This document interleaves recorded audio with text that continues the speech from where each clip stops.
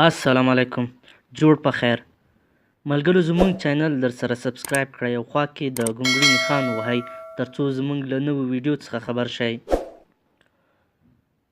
آریانا سعید وایي چې مسلماني په ټیکري کې نه ده.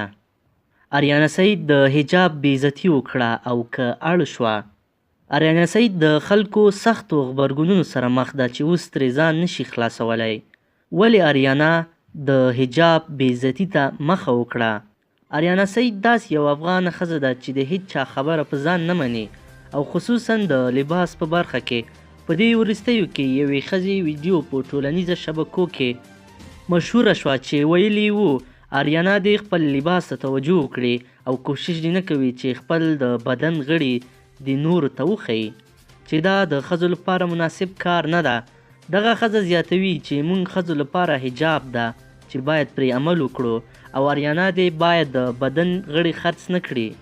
که چیرې پام وشي آریانا سعید په بهرني هیوادو کې او خصوصا په کنسرتونو کې داسې لباس اغوندي چې د هغه لباس نه خارجیان هم استفاده نه کوي یا یې ډېر لږ خلک استعمالوي. نو د دغه ښځې نصیحت په آریانا بد ولګېده او سخت غبرګون یې وښوده.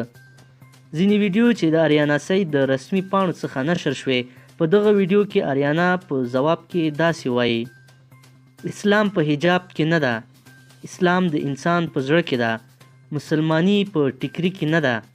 آریانا زیاتوي چې زه ډېرې حجابي ښځې پیژنم چې تر سترګو یې مخ پټ کړی وي خو له ځانه یې ډېر بد بوی ځي او حتی شاور هم نه پیژني. او زه داسې ښځه یم چې هره ورځ شاور اخلم او پاکه ګرځم او دا مهمه نه ده چې زه د حجاب واغوندم، مهم پاکوالی ده.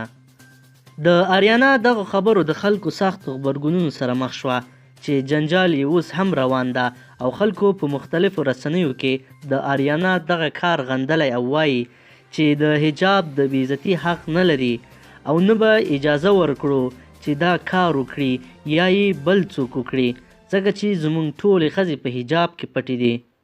ملګرو د لا زیاتو مهمو ویډیوګانو لپاره زموږ چینل سبسکرایب کړئ او ویډیو ضرور لایک کړئ.